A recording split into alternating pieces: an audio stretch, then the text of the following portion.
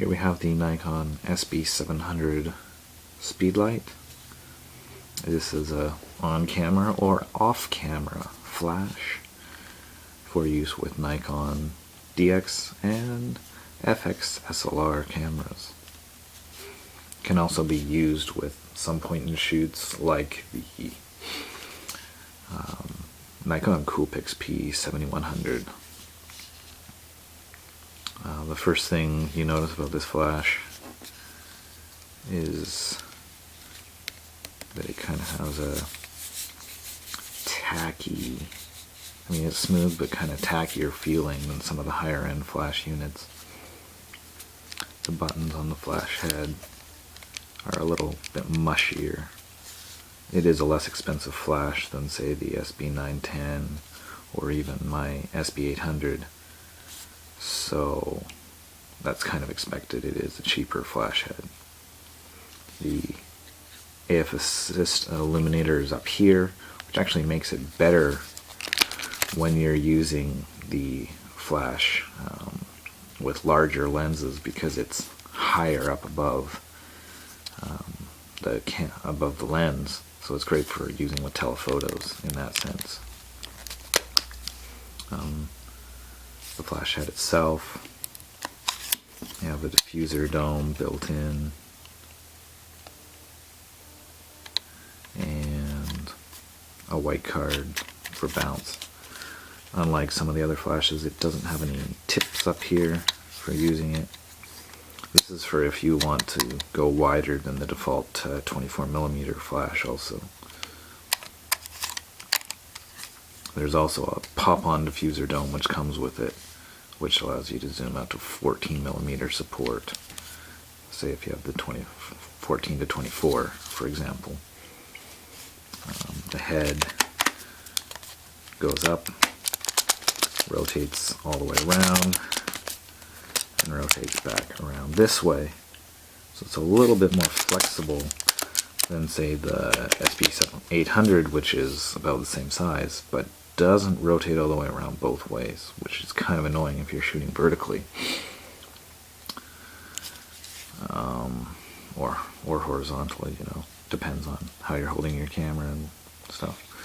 Have the flash hot shoe mount, the lock mechanism, which is kind of stiff, but that might just because this is a newer unit than the 800 that I'm used to.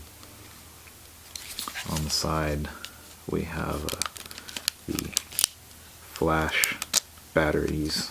You have to press this button before you try to release. You have 4 AA batteries. I'm using rechargeables. They just refresh faster and stuff. And they're reusable. Have the infrared reader for use with the Nikon Creative Lighting System here as well.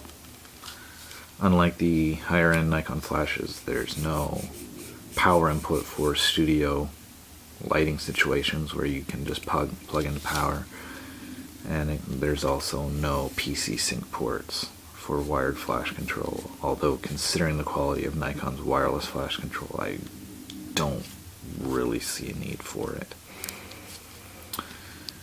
Here we have the back interface of the camera, of the flash. We have a few things that stand out right away. You have your on-off switch. So there we go. The first few things you'll notice tells you what type of camera it's set to. Right now it's set to FX because that's the type of camera I have. And then you have your zoom indicator. Over here it tells you what kind of, whether the F assist beam is turned on. And then we have a switch for normal flash width, a narrow beam, or a wide beam. When you go to the wide beam, you'll notice that the zoom can only go to 28mm versus 24 normally. Okay, so Here's another switch that allows you to switch between automatic metering from the camera, manual settings based on the guide number. I don't really understand how the guide number thing works. It's all based on flash power and distance and stuff. I personally primarily shoot in manual or TTL. The other buttons on the back here we have, as I noted, you have a dial for changing settings. You have the OK button, which is used for rotating. You can change your flash zoom. It zooms between 24 millimeters and 120.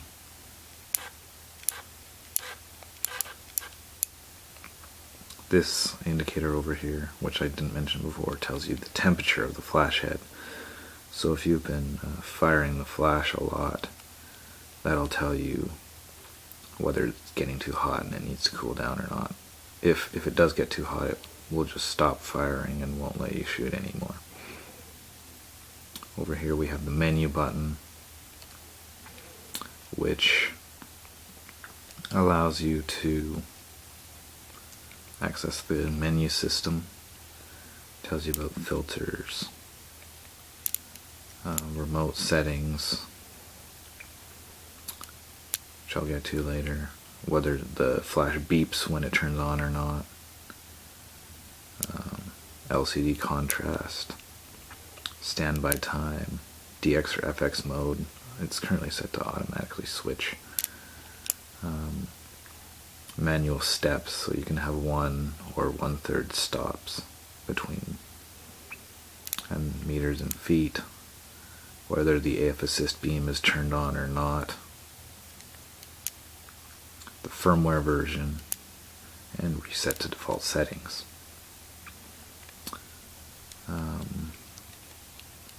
Just one thing here, with the remote mode, you can switch between the creative lighting system. The SB-700 can command 2 units in addition to itself, or you can use SU4, which is just automatically triggered by any flash. Basically, that allows you to use, the SU4 allows you to use it with non-Nikon flashes or non-CLS supporting older flashes, like say you have a bunch of SB-24s or something like that around. So yeah, that's the menu system. Over here we have the on-off button I noted before. You can switch to remote mode very quickly just by pressing a button. Yeah, it's pretty basic stuff. Same stuff over here. This just tells you you're in remote mode. That tells you what group you're in, what channel, and your zoom settings. You can also put the flash into master mode, where you set up each one, the master unit, so this unit, and 2 other groups, which can have multiple flashes in them. And that's just about all I have to say about the master versus remote mode. You have a select button, which allows you to, in TTL, change exposure compensation. In manual, it allows you to choose, it automatically will cycle through, or you can use the dial.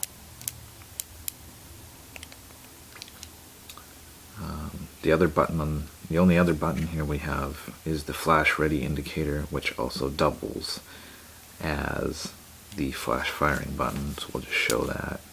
You can see it firing there. And you can hear there's just a quiet popping sound when the flash fires. That's about all we have to say about the SB-700. It's a really nice flash. unlike the older generation, like the SB-800, SB-600, it doesn't have an annoying sound when it's recharging, so it's really nice to use in a quiet environment. I mean, that's the only noise it makes, and it's really not that loud. Any kind of sound, and you're not going to hear that very much at all.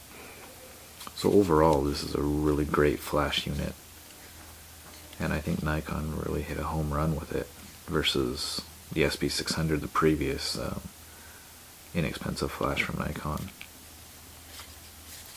So yeah, that's the end of the story.